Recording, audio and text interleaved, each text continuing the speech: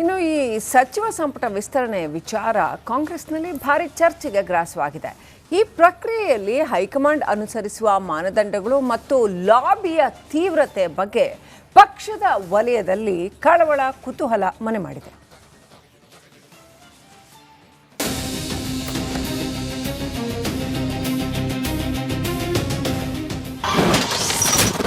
High command ಕೋಟೆ ಒಳಗೆ cabinet formula. ಯಾರ ಕೋಟಾದಲ್ಲಿ ಯಾರಿಗೆ ಸಚಿವ ಸ್ಥಾನದ ಲಾಟರಿ.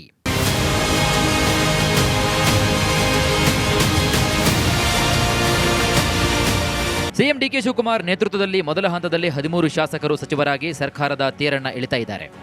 ಇಂತಹ ಸಂದರ್ಭಗಳಲ್ಲಿ ಬರಗಾಲದ ಮುನ್ಸೂಚನೆ ಕೂಡ ಸಿಕ್ಕಿದೆ. ರೈತರಲ್ಲಿ ಆತಂಕ ಮನೆ ಮಾಡಿದೆ. ಸಿಎಂ ಡಿಕೆಶಿ ವಿಭಾಗವಾರು ಸಭೆಯನ್ನು ನಡೆಸಲು ಮುಂದಾಗಿದ್ದಾರೆ.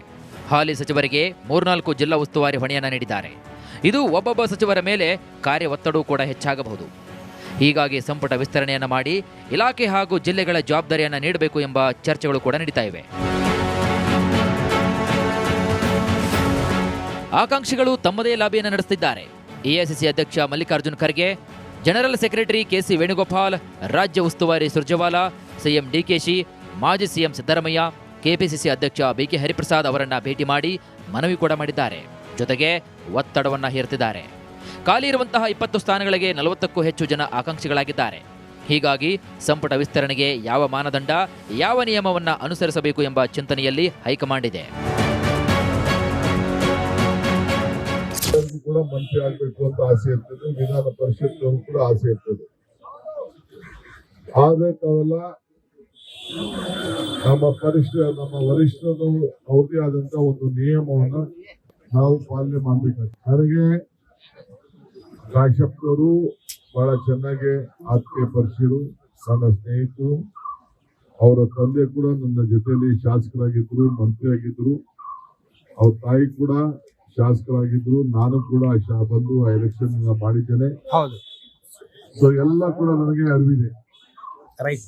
ಆದರೆ ಪಕ್ಷ ಯಾವ ನಿಯಮಗಳನ್ನ ಇಟ್ಟು ತೀರ್ಮಾನ ಮಾಡ್ತಾರೆ ಅನ್ನೋದು ಇನ್ನು ನನಗೆ ಗೊತ್ತಿಲ್ಲ. ಎಐಸಿಸಿ ಅಧ್ಯಕ್ಷ ಮಲ್ಲಿಕಾರ್ಜುನ್ ಖರ್ಗೆ ಕೋಟಾದಲ್ಲಿ ಸ್ಥಾನ ಸಿಗುತ್ತಾ? ಸಿಎಂ ಡಿಕೆಶಿ ಕೋಟಾದಲ್ಲಿ ಸ್ಥಾನ ಸಿಗುತ್ತಾ? ಇನ್ನು ಮಾಜಿ ಸಿಎಂ ಸಿದ್ದರಾಮಯ್ಯ ಕೋಟಾದಲ್ಲಿ ಸಿಗುತ್ತಾ? ಕೆಪಿಸಿಸಿ ಅಧ್ಯಕ್ಷ ಬಿಕೆ ಹರಿಪ್ರಸಾದ್ ಕೋಟಾದಲ್ಲಿ ಸ್ಥಾನ ಸಿಗುತ್ತಾ? ಕೆಸಿವಿ ಸುರ್ಜೇವಾಲಾ ಕೋಟಾದಲ್ಲಿ ಸ್ಥಾನ ಸಿಗುತ್ತಾ ಅನ್ನೋ ಕುತೂಹಲ ಕೂಡ ಜೋರಾಗಿದೆ.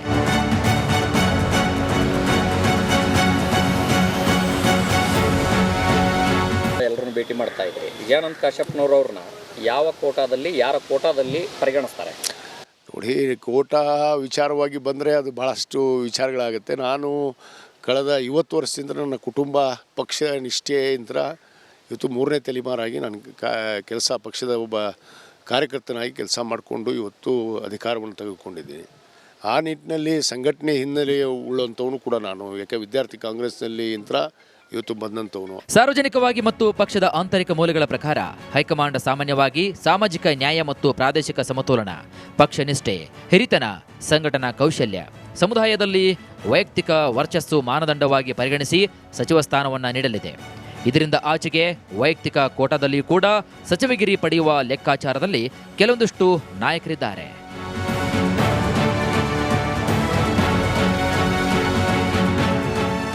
ಸಂಪುಟ ವಿಸ್ತರಣೆ ಯಾವಾಗ ಅನ್ನೋದು ನಿಖರವಾಗಿ ಇಲ್ಲದೆ ಹೋದರೂ ಹೈಕಮಾಂಡ್ ಈ ಬಾರಿ ವೈಯಕ್ತಿಕ ಲಾಭಿಗಳಿಗಿಂತ ಹೆಚ್ಚಾಗಿ ಪಕ್ಷದ ಭವಿಷ್ಯ ಮತ್ತು ಮತ ಬ್ಯಾಂಕ್ ಭದ್ರಪಡಿಸಿಕೊಳ್ಳುವ ದೃಷ್ಟಿಕೋನ ಪ್ರಮುಖವಾಗಿಟ್ಟುಕೊಳ್ಳುವ ಸಾಧ್ಯತೆ ಕೂಡ ಇದೆ. ಒಟ್ಟಾರೆಯಾಗಿ ಸಚಿವ ಸಂಪುಟ ವಿಸ್ತರಣೆ ಯಾವಾಗ ಎಂಬುದು ನಿಖರವಾಗಿ ಇಲ್ಲದೆ ಹೋದರೂ ಕಾಂಗ್ರೆಸ್ ಹೈಕಮಾಂಡ್ ಈ ಬಾರಿ ವೈಯಕ್ತಿಕ ಲಾಭಿಗಳಿಗಿಂತ ಹೆಚ್ಚಾಗಿ ಪಕ್ಷದ ಭವಿಷ್ಯ ಹಾಗೂ ತನ್ನ ಮತ ಬ್ಯಾಂಕನ್ನು ಭದ್ರಪಡಿಸಿಕೊಳ್ಳುವ ದೃಷ್ಟಿಕೋನವನ್ನೇ ಪ್ರಮುಖವಾಗಿ ಇಟ್ಟುಕೊಳ್ಳುವಂಥ ಸಾಧ್ಯತೆಗಳು ಹೆಚ್ಚಾಗಿದ್ದಾವೆ. ಕ್ಯಾಮ್ರಾ ಪರ್ಸನ್ ಮಧು ಜೊತೆ ಹನುಮಂತ ದುರ್ಗದ್, ಆರ್ ಕನ್ನಡ, ಬೆಂಗಳೂರು.